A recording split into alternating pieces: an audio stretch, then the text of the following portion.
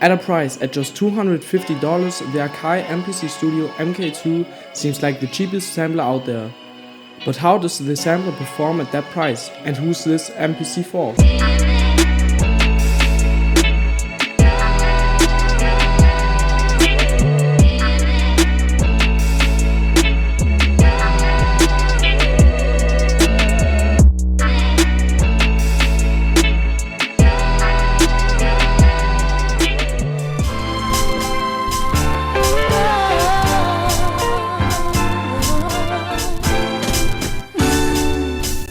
Today I want to take a look at the MPC Studio MKII by AKAI, which is a hybrid sampler for sample-based music, but can also work for like trap beat production.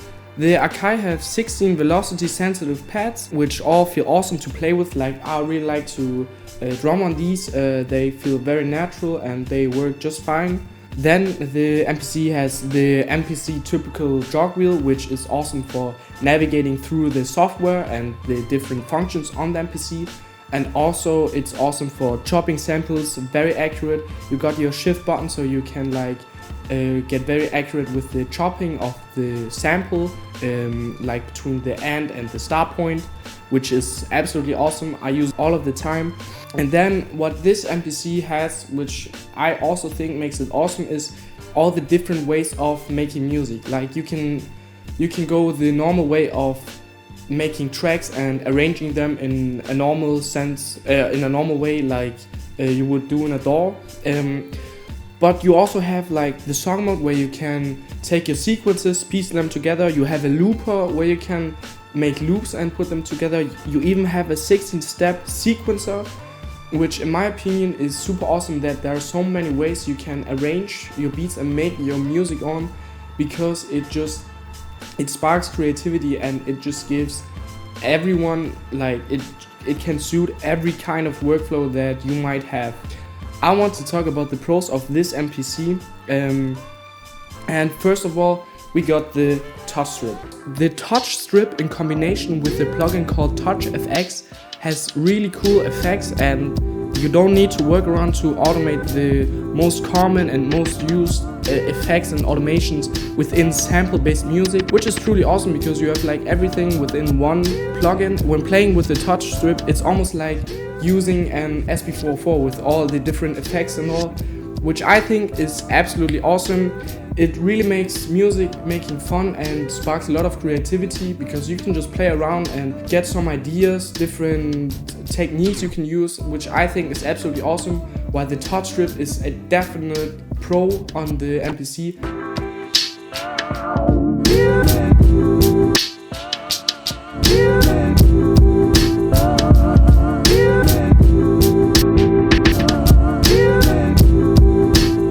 Not only the effects with the touch strip, but also some rough mixing and some pitching are very accessible through the touch strip, and makes like pitching super simple, and like setting pad levels while making the beat through the touch strip makes mixing on the go while making the beat very easy, very fast, so you get an idea of the sound at the end of your beat, which I think is absolutely awesome. The next pro on this MPC is the sampling. The sampling feels absolutely natural. It's super quick, it's awesome, I really love it.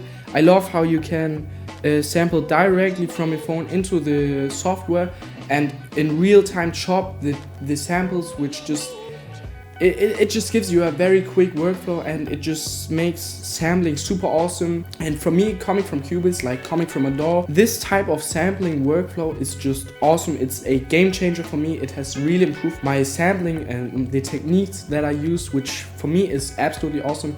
And also the sampling is almost 100% on the hardware itself. You don't need to chop anything within the DAW, you just do it on here, which I think is super awesome, because that's like the main thing about sampling and sample-based music. And just in general, like the workflow and the simplicity of this MPC, in my opinion, is just awesome. It's super simple to use, and it just makes sense. Like, it really makes sense when using everything is where it should be, and you access the different windows in the software so easy. Everything just makes sense on this machine, which I absolutely love about it.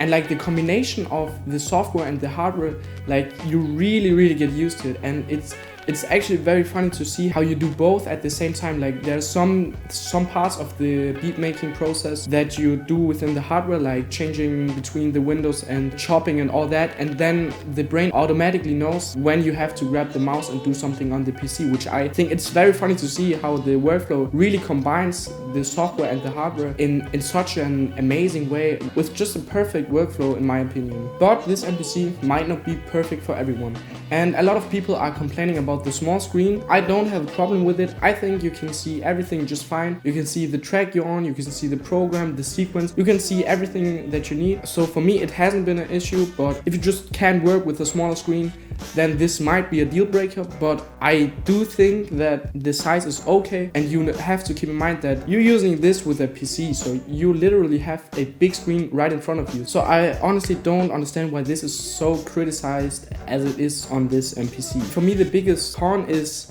the touch strip, and I know I said it's awesome before, but the one thing that I don't like about the touch strip is that you can't automate the master channel. So you can't actually have the touch strip and the touch effects on the master, on the whole beat. You need to export it and put it into a new program, so you need to do a workaround, and you can't just have the plugin on your master channel and then automate it, which I think is super sad, because that would be so awesome, and it would really be like some SP404 kind of workflow and ideas that you can come out with and actually record.